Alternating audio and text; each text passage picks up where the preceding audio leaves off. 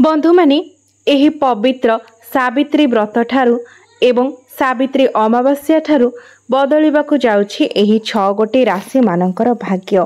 एमानकर भाग्य चमकीबाकु जाउछि। प्रभु जगन्नाथଙ୍କ कृपारु एमानकर समस्त समस्या दूर हेबाकु जाउछि। एमानकर अचानक भावरे धन प्राप्तिर जोग बनिबाकु जाउछि एवं एमानकर दुखर दिन एबे शेष हेबाकु जाउछि। एही पवित्र सावित्री अमावास्या ठारू एही 6 गोटी राशि हेबाकु जाउछंती भाग्यशाली।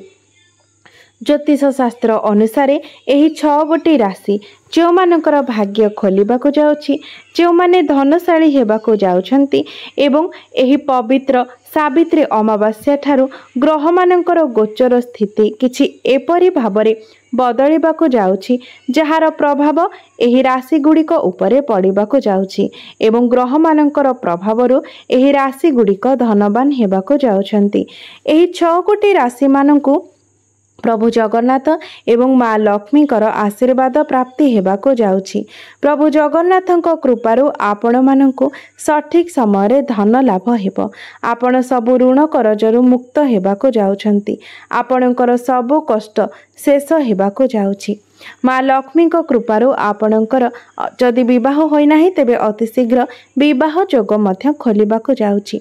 आपणकर व्यापार वाणिज्य रे मध्य उन्नतिर बाट खोली जिवो जहाद्वारा आपण आपणकर व्यापार वाणिज्य रे खूब लाभप्रद होई पारिबे।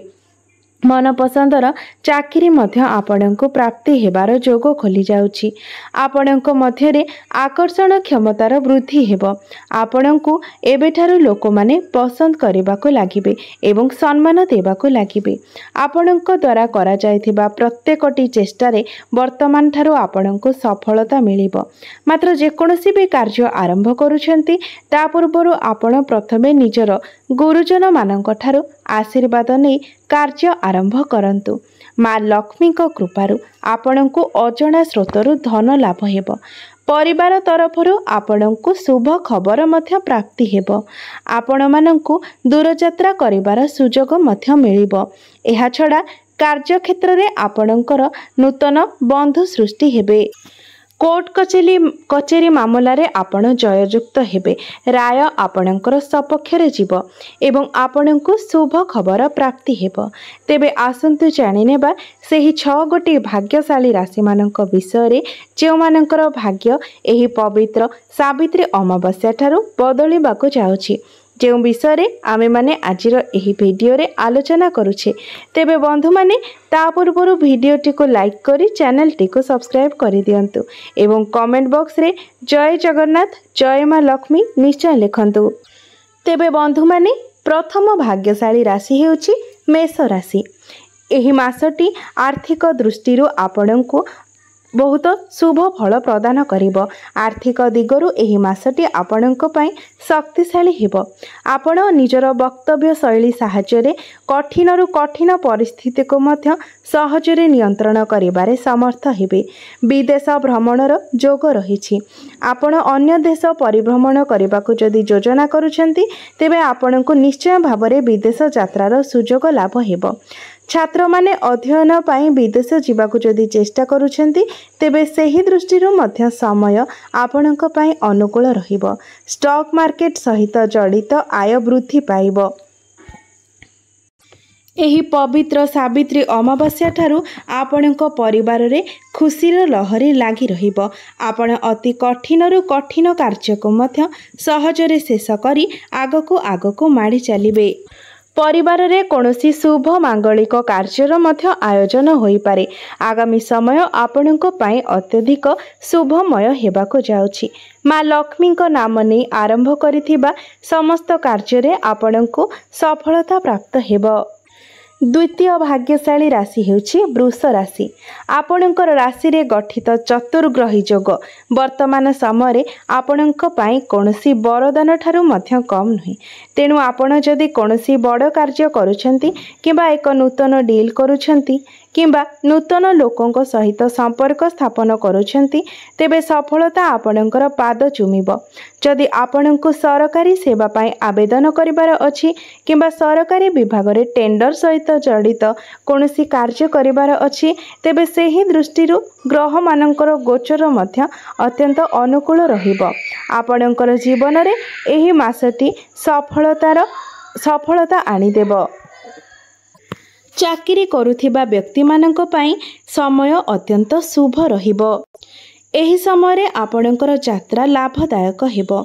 आपणक जीवन रे चलिथिबा समस्त प्रकार दुख एवं कष्टर अंत हेबाको जाउछि। आपणकर आर्थिक स्थिति रे अनेक उन्नति हासिल हेब। आपणकर आगामी समय अत्यंत सुखमय हेबाको जाउछि। आपणकर गृह रे खुशीर वर्षा हेब एवं आपणकर प्रेम क्षेत्र रे मध्य सफलता प्राप्त करिवे। तृतीय भाग्यशाली राशि हेउछि कर्कट राशि। समग्र मासटी प्रत्येक क्षेत्र रे आपणक पई लाभदायक प्रमाणित हेब। समाजर प्रतिष्ठित व्यक्तिंक सहित कथावार्ता एवं संपर्क वृद्धि पाइब।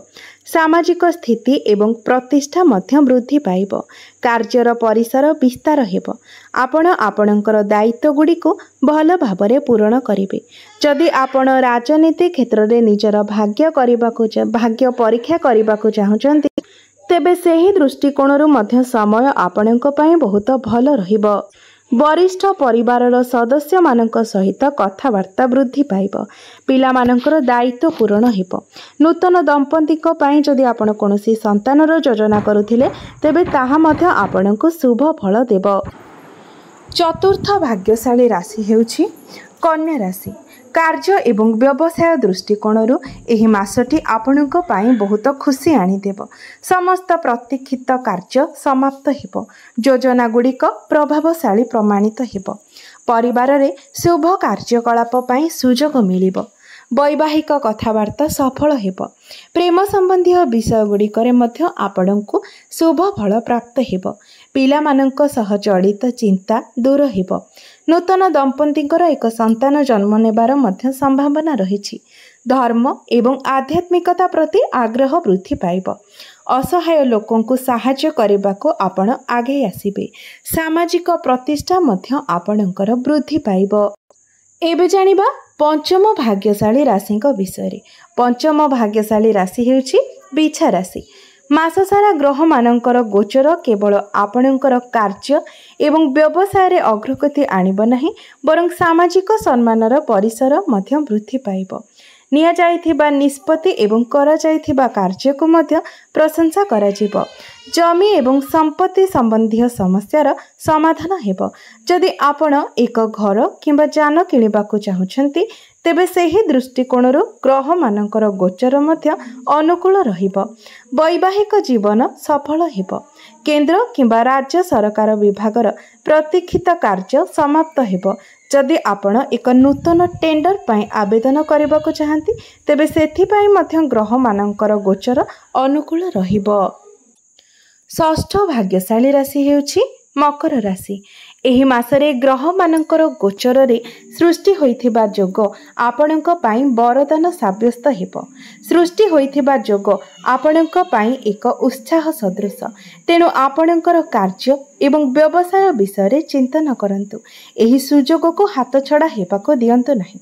जदि आपण चाकरी रे परिवर्तन किंबा स्थानांतर विषय रे चिंता करूछंती तेबे मध्य समय आपणक पाई भल रहिछि।